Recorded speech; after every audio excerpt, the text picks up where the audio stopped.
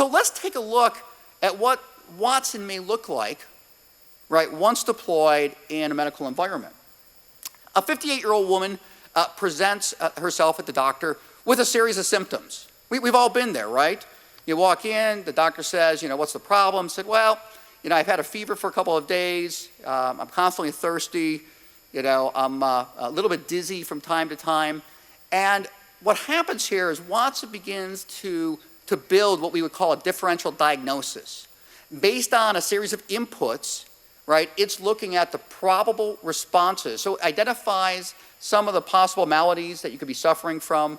You could see here that its most confidence today, although it's not a big confidence, is that you have the flu.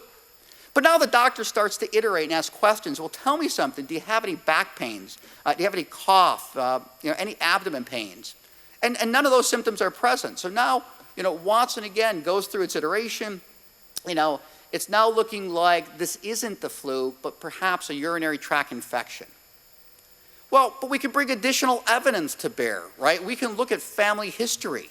We have medical records and systems that can pull electronically. This doesn't have to be cued verbally. So it can pull from disparate sources. And from that medical history, from that family history, we can see now that Watson is starting to think maybe diabetes, right? Still, UTI looks like a pretty good candidate to evaluate.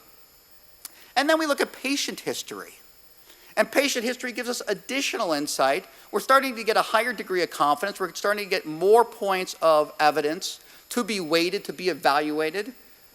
We look at the medications that this patient is currently on. That introduces a new possible problem, esophagitis, although the probability is relatively low.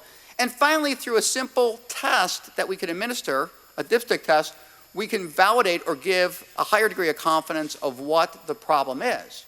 Now, a couple things happened. One is this was very iterative. It's very stateful, right? So, we started with some evidence and we worked through a series of questions and answers. We took input verbally, perhaps from the patient.